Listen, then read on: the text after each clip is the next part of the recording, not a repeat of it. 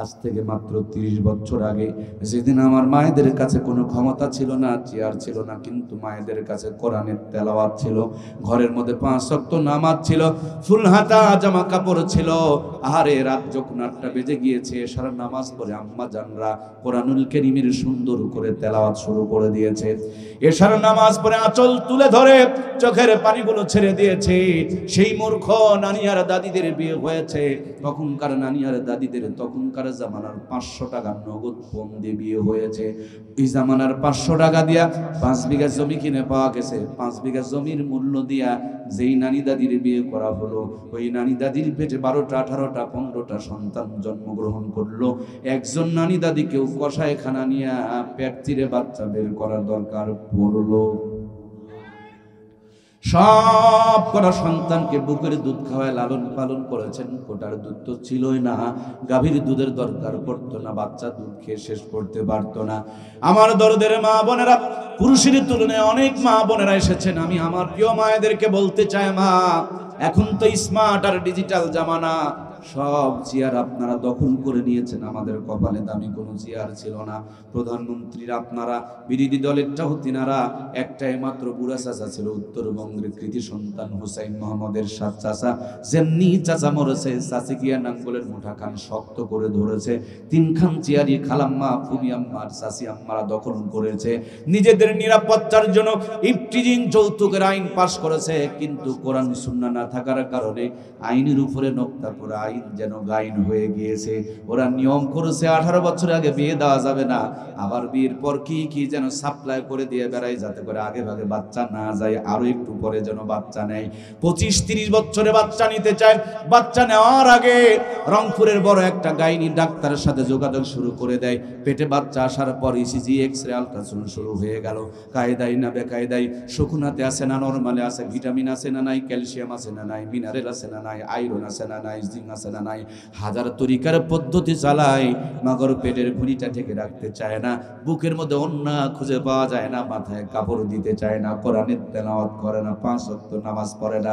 এজন্য 80 থেকে 90% মা বোনকে এখন কষায়খানা নিয়া পেট চিরে চিরে বাচ্চাগুলো বের করতে হয়। কথা বলুন ঠিক কিনা? ওদের বুক ছিল ঢাকা, আল্লাহ দান করেছেন রহমত, আর এরা তাদের বুককে রেখেছেন ফাঁকা। শুরু হয়ে গিয়েছে আল্লাহর গজব ধরেছে স্তন ক্যান্সার। কথা বলুন ঠিক কিনা?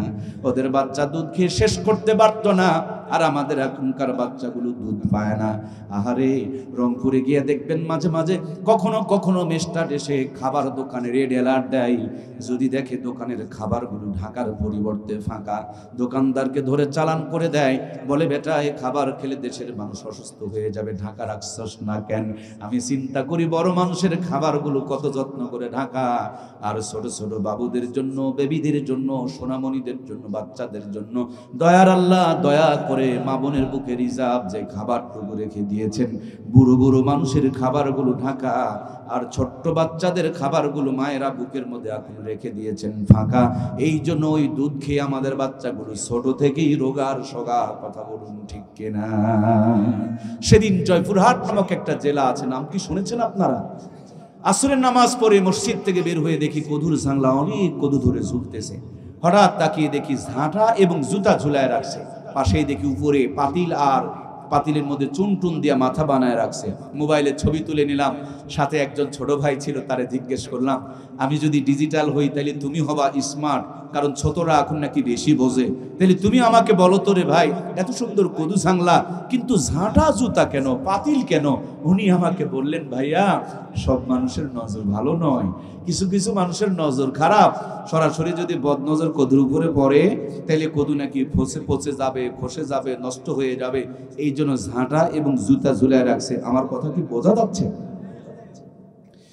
আমাদের নওগাঁ জেলা মাতাজি হাট এলাকা, তরমুজের জমিতে বুশ বানায়া, পাছায় বাঁশ দিয়া, মাথায় পাতিল দিয়া, গলার মধ্যে জুতার মালা ঝুলায় রাখছে। আমি চিন্তা করলাম বুশকে কেন এইভাবে শাস্তি দিয়েছে। এক চাচায় বললেন, বুশকে শাস্তি দেওয়া হয় নাই, এটা হলো তরমুজ বাঁচানোর কায়দা। কিছু মানুষের নজর খারাপ, সরাসরি যদি তরমুজের উপরে বদনজর করে, তরমুজের জ্বালাগুলো পচে যাবে, খসে যাবে, নষ্ট হয়ে যাবে। আমাদের দিনাজপুর পাশের জেলা, এই দিনাজপুরে কাঁঠাল গাছে দেখলাম গরুর মাথার একটা হাড় ঝুলাই দিয়ে রাখছে। মাঝে মাঝে দেখবেন অ্যাক্সিডেন্ট করা গাড়ির নিচের দিকে জুতা ঝুলাই ঝুলাই তারা রেখে দেয়, তার মানে বদনজর থেকে বাঁচানোর চেষ্টা করে। আমি চিন্তা করলাম, ওরে মুসলমান, কত তোমার মাথায় বুদ্ধি গো, তুমি কাঁঠাল রক্ষা করতে পারো, তুমি তরমুজ রক্ষা করতে পারো, তুমি কদুর জাংলার হেফাজত করা বোঝো, কিন্তু তুমি তোমার মা বোনকে রক্ষা করতে পারো না, তুমি তোমার মেয়ের ইজ্জতটাকে ঢেকে রাখতে পারো না, তুমি তোমার আম্মা জানকে পর্দা করাইতে পারো না। ওগুলোকে বদনজর থেকে বাঁচাই, আর নিজের মেয়েকে, নিজের বোনকে, নিজের বেগমকে বিউটি পার্লারে সাজায়া, মোটর সাইকেলে পিছনে চড়ায়া, ভোঁ ভোঁ করে পিকআপ টানে আর মার্কেটে মার্কেটে ঘুরে আর বদনজর কামাই করে, এরকম কপাল পরা মুসলমান আছে না? না, কি আজব তামাশা রে ভাই, এ কোন তামাশা? মেয়েরা পায়জামা কাটতেছে, মাজায় ছাড়তেছে, বুকের মধ্যে ফাড়তেছে, অথচ আল্লাহ তাআলা হযরত আদম আর হাওয়াকে যখন দুনিয়াতে পাঠান, বরাব্বা হযরত আদম 3টা টুকরা পাতা দিয়ে ইজ্জতকে ঢেকে রেখেছিলেন। এজন্য মৃত্যুর পর ছেলে মানুষের জন্য, পুরুষদের জন্য কাফনের কাপড় কয় পিস? কিন্তু বরাম্মা হযরতে হাওয়া বড় বড় গাছের 5টা টুকরা পাতা দিয়ে ইজ্জতকে ঢেকে রেখেছিলেন। এই জন্য মৃত্যুর পর মেয়েদের জন্য, মায়েদের জন্য কাফনের কাপড় কয় পিস? 5 পিস ছেড়ে দিয়া 3 পিস ধরেছিল। 3 পিস বাতিল করে 2 পিস আমদানি করেছিল। এখন 2 পিসও ছেড়ে দিয়া মাত্র 1 পিস চালু করে দিয়েছে। কমতে কমতে 1 পিসে নিয়ে এসেছে। এইটা যদি বাদ দিয়া দেয়, দেশে থাকার আর উপায় নাই। সামনে তাকাবেন পায়জামা ফাটা, ঘাড় ঘুরাবেন মাজায় কাটা, পিছনে তাকাবেন সিনেমার পোস্টার লাগা। এই কাটা ফাটা থাকলে কোনোদিন রহমত আর বরকতের আশা করা যায় না। দিনের দিন যেইভাবে আযাব আর গজব আসতেছে, এই কাটা আর ফাটার কারণে আযাব আর গজব আরো বেড়েই চলবে। কথা বলুন ঠিক কিনা? সেদিন বগুড়ার মোকামতলায় ছোট্ট একটা বাচ্চাকে বললেন, হুজুর ফু দিয়া দেন। আমি জিজ্ঞেস করলাম কেন? বলে ভাজা পোড়া খাইতে খাইতে বাহিরে গেছে, তার জন্য বাতাস লাগছে, বমি করছে, পাতলা পায়খানা করছে, চিল্লা চিল্লি করছে, কান্নাকাটি করছে। আমি ফু দিয়ে দিলাম সূরা ফাতিহা পড়ে। এরপর বললেন বাচ্চাটা ঘুমিয়ে পড়েছে। আমার ভাইয়েরা, ছোট্ট বাচ্চা ভাজা পোড়া খাইতে খাইতে বাহিরে গেলে বাতাস কুতাস লাগে। এমনি তো আমার মা বোনগুলো ফর্সা, আমরা পাচ্ছি না তেমন কোনো ভরসা। এরপরে বিউটি পার্লারে গিয়ে সাজুগুজু করে, কিরণমালা কটকটি পাখি পরে বাহিরে ঘোরাফেরা করে। এদের বেহায়াপনা, বেপর্দাপনা, নোংরাপনার কারণে, ন্যাংটাপনার কারণে আল্লাহর আযাব আর গজবের বাতাস লাগে কি লাগে না? এই আযাব আর গজবের বাতাসে খাবারের স্বাদ বিদায় নিয়ে চলে গিয়েছে, রহমত আর বরকত উঠে চলে গিয়েছে। 18 সন্তানের জায়গায় 1টা থেকে 2টা বাচ্চা, সেটাও নরমাল ডেলিভারি করতে পারছে না। আমার ভাইয়েরা, আগে পুঁটির মাছের মধ্যে যেই স্বাদ পাওয়া গিয়েছে, এখন তো ইলিশের মাছের মধ্যে সেটাও খুঁজে পাওয়া যায় না। আগেকার মূর্খ নানু আর দাদুরা নিমের পাতার রসকে 150 বছর টনটনা বেঁচে রয়েছে, আর এখন আমরা অ্যান্টিবায়োটিক খাই, স্মার্ট আর ডিজিটাল হয়ে গিয়েছে, তারপরে 50 বছরে নরবরা হয়ে যায়। তার মানে মূল কারণ হলো ন্যাংটাপনার কারণে, বেহায়াপনার কারণে, কোরআন সুন্নাহ থেকে দূরে সরে চলে যাওয়ার কারণে রহমত আর বরকত বিদায় নিয়ে আযাব গজব চালু হয়ে গিয়েছে। কথা বলুন ঠিক কিনা? সুতরাং প্রিয় বন্ধুরা আমার, মূল কথা, সারমর্ম কথা, যদি আপনার সন্তানকে কোরআনওয়ালা বানাতে পারেন, সে কোনোদিন তার মেয়েটাকে বেপরদায় ছেড়ে দিবে না। মেয়েটাকে যদি কোরআনওয়ালা বানাতে পারেন, সে কোনোদিন ইজ্জত বের করে দেশের মানুষকে জাহান্নামের দাওয়াত দিয়ে বেড়াবে না। সব জায়গাতে যদি কোরআনওয়ালা সেটিং হয়ে যায়, সোনার বাংলা সোনাতে রূপান্তরিত হয়ে যাবে। এই বাংলার জমিনকে নতুন করে সোনাতে রূপান্তরিত করার জন্য কোনো মিছিল মিটিং এর দরকার হবে। এই জন্য প্রিয় ভাইয়ের আমার, কোরআনওয়ালা ছেলে মেয়েগুলোকে বানাতে হবে। এই কোরআনুল কারীম যদি আপনি দুনিয়াতে দিতে পারেন, দুনিয়ার জীবনটা সুন্দর হয়ে যাবে। কোরআন নিয়ে যদি কবরে চলে যায়, কোরআনুল কারীম মাথার সামনে দাঁড়ায়া দিবে, কিয়ামত পর্যন্ত কবরে আপনাকে আমাকে আল্লাহর কোরআনের ওসিলায় আল্লাহ তাআলা জান্নাতের ঘুম পাড়ায়া দিবে। এই কোরআনুল কারীম, এই সেই কোরআন, যেই কোরআনুল কারীম আমার ভাইয়েরা, অল্প কয়েকদিন আগে আমরা রংপুরের কুড়িগ্রাম একটা জেলা আছে না আপনাদের, সেখানে গিয়েছিলাম। ধরলা নদী পার হয়ে ওপারে ত্রাণ দিতে গিয়েছিলাম বন্যাত্ম মানুষদেরকে। ফিরার সময় শুনলাম যে ধরলা ব্রিজের উপরে উঠতেই শুনলাম এখানে ঘুঘু মুন্সির কবর আছে। চিন্তা করলাম কবরটা একটু তাহলে জিয়ারত করে আসি। গিয়া দেখলাম মাঠের মাঝখানে সুন্দর একটা মাদ্রাসা, মাদ্রাসার মধ্যখানে ফুল গাছের নিচে আল্লাহর ওলি ঘুঘু মুন্সির কবর। কবর জিয়ারত করে দাঁড়ালাম, চোখ বন্ধ করে বড় বড় নিঃশ্বাস নিতে শুরু করলাম। মনে হয় কবর থেকে জান্নাতের সুঘ্রাণ বের হয়ে আসতেছে। সুবহানাল্লাহ। কোরআন তেলাওয়াত করে কবর জিয়ারত করে ব্রিজের কিনারে এসে একটা চার দোকানে দাঁড়াইলাম।